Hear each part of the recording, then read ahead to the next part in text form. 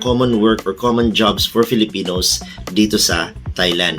What's up mga kanaisers? Andito na naman tayo sa bagong video at gaya nga ng sabi ko kanina, I will tell you ano ang pwede nyong pasukang mga work dito sa Thailand. This can be a two-part video kaya hindi ko sasabihin ang lahat ng trabaho. Sa videong ito, ang mga common works lamang or ang mga trabaho na usually pinapasukan ng mga Pinoy. Wala nang paligoy-ligoy pa, let's go to number 1. The most common job ng mga Pinoy dito is ang pagiging teacher.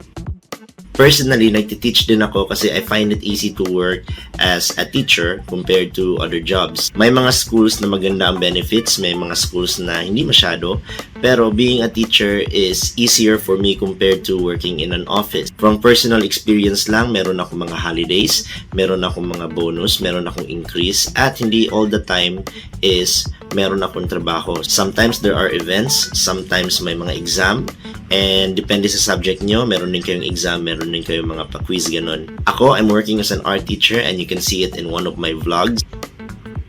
And it's easy for me kasi I'm also working in an international school which is really favorable for me kasi benefits wise and incentives wise marami akong mga nare-receive. That doesn't mean na ang mga Thai schools or mga government schools ay hindi rin maganda. There are also government schools and Thai schools or even private schools na nag-offer ng mga competitive package at napakagandang incentive packages. Maybe I will make a more detailed video about teaching in Thailand, how to apply, where to apply, how to find a job, and so on.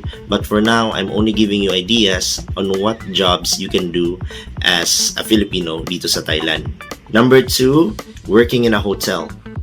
Being a hotel staff, marami kang pwedeng pasukan dito as a Filipino. Pwede kang maging receptionist, pwede kang in the office, but most likely kapag ikaw ay Filipino, they will expect you to be a receptionist dahil marunong ka mag-English. Bangkok is one of the most visited cities in the world. So there is a high demand of English-speaking receptionists or English-speaking staff, especially sa mga hotels. It's better if you walk in sa mga hotels na maraming turista gaya ng Pratunam area and Sukhumvit area. Most likely, you will get a job at a hostel or hotel. There are hotels or workplaces na maganda ang package or remuneration. There are also some hotels na narinig ko sa mga tao na hindi rin maganda as a workplace. Pag ikaw ay pumasok dito and you work in a hotel, choose what's best for you. Number 3, working in a restaurant. So sa restaurant, maraming mga positions na pwede kang pasukan. Most common is waiter.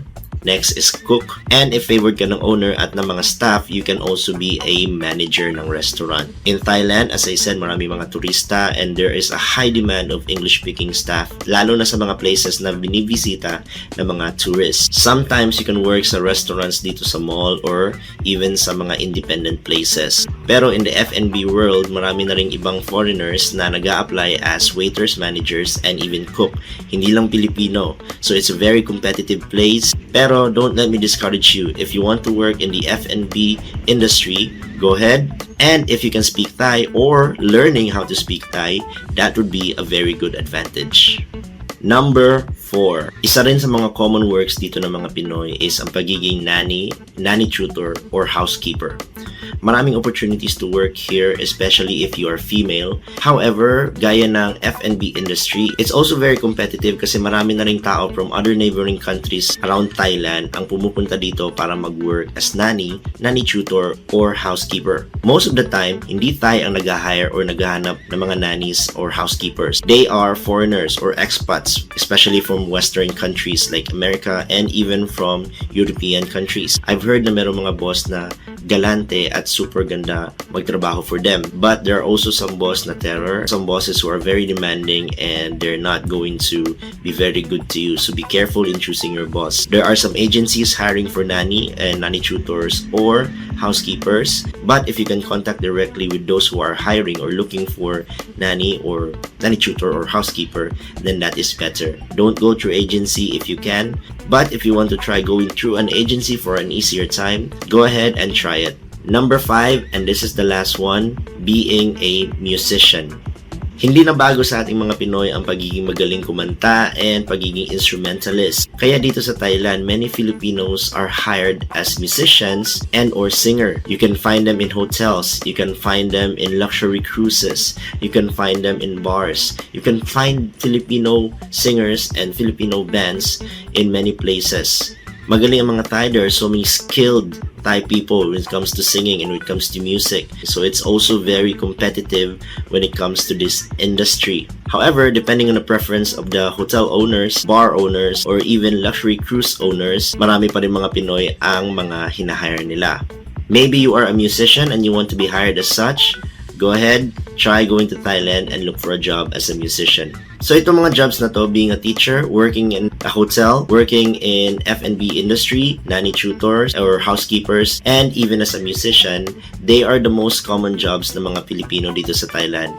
But it doesn't mean na ito lang ang mga work na pwedeng pasukan ng mga Pinoy. Speaking from experience, I was also a graphic designer and I have a blog about this.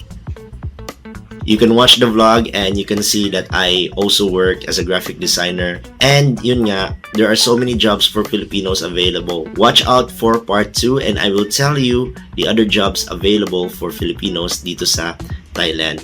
See you next time. Peace.